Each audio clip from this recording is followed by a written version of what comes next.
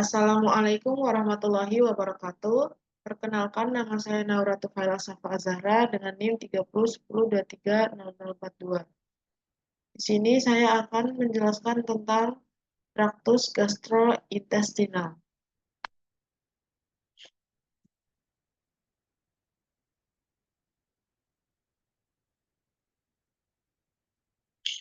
Nah, empat struktur utama yang ada di traktus gastrointestinal yaitu ada mukosa. Mukosa ini bagian yang paling dekat dengan lumen, dan dia itu terdiri dari epitel, lamina propria, dan muscularis mucosa. Yang kedua, ada tunika submukosa. Di sini tuh banyak pembuluh darahnya, kelenjar submukosa, dan juga ada suatu plexus, yaitu plexus submukosa. Lalu yang ketiga, di sini ada tunika muscularis, di mana di sini terdapat otot, otot sirkular dan juga longitudinal. Dan di tengah-tengahnya itu terdapat suatu plexus yang bernama plexus mesentericus. Yang fungsinya itu, plexus ini untuk motilitas dari sistem pencernaan. Jadi untuk pergerakan kontraksi, kekuatan kontraksi. Dan yang terakhir ada tunica adventitia atau tunica serosa. Yang pertama di sini ada bibir. Bibir yang bagian atas itu disebutnya pars cutanea.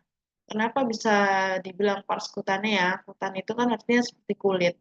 Karena di sini itu ada struktur folikel rambut. Di sini juga ada kelenjar, kelenjar keringat dan juga kelenjar mukus. Itu dibentuk oleh epitel squamous kompleks yang berkeratin. Kemudian yang di tengah sini, ini ada vermilion zone, dibentuk oleh epitel squamous kompleks non-keratin.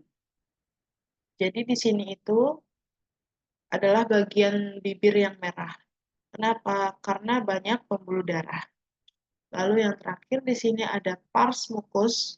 Di sini ada juga kelenjar labialis, dibentuk oleh epitel squamous kompleks non-keratin. Selanjutnya ada lidah. Lidah ini kebanyakan dibentuk oleh skelet, otot skelet. Berbeda dengan bibir yang banyak variasinya, lidah ini sebagian besar oleh otot skelet. Kemudian ada 4 papila yang mengisi lidah. Jadi ada papila fungiformis yang bentuknya seperti jamur, terus ada piliformis yang bentuknya itu seperti titik-titik dan merata di bagian anterior lidah. Lalu ada falata, yaitu papila terbesar yang bentuknya seperti huruf V, dan juga foliata.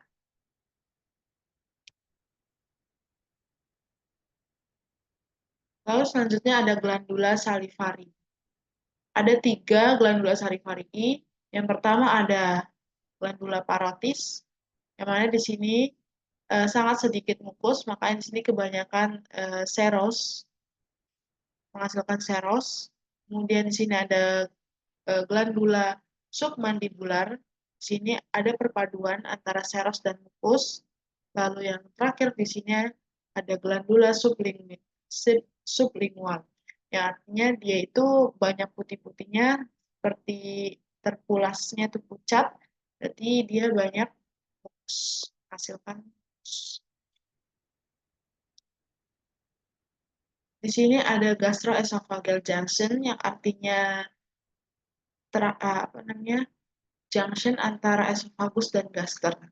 Jadi sebelumnya gastroesophageal junction ini peralihan antara epitel squamous kompleks non-keratin yang dimiliki oleh esophagus ke epitel columnar simplex yang dimiliki oleh gaster.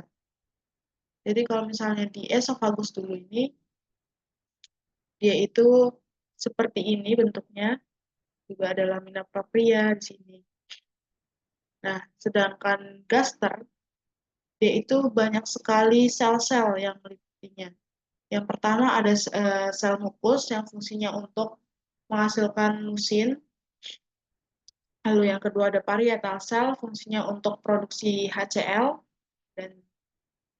dan glikoprotein. Kemudian yang ketiga ada Schiff cell, itu fungsinya untuk memproduksi pepsinogen.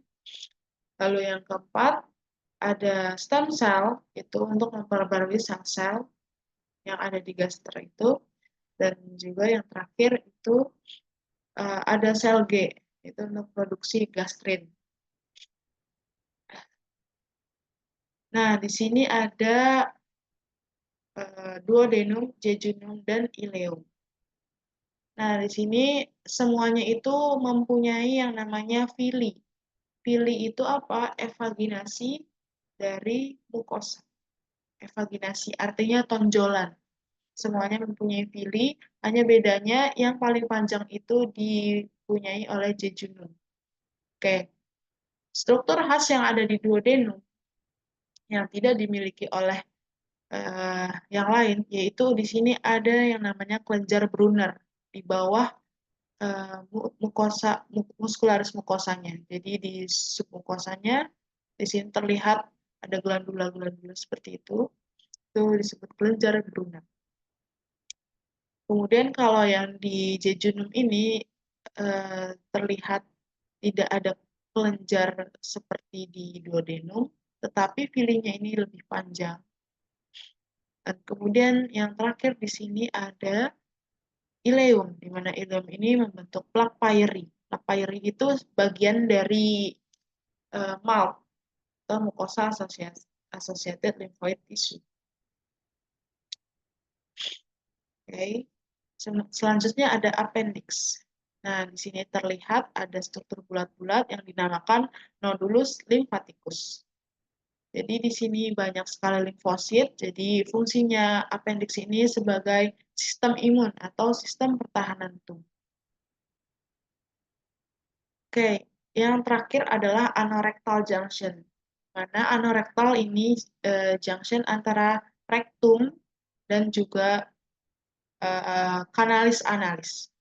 Peralihannya itu dia di rektum itu tadi kan kolumner simplex, sedangkan di kanalis analis itu berubah menjadi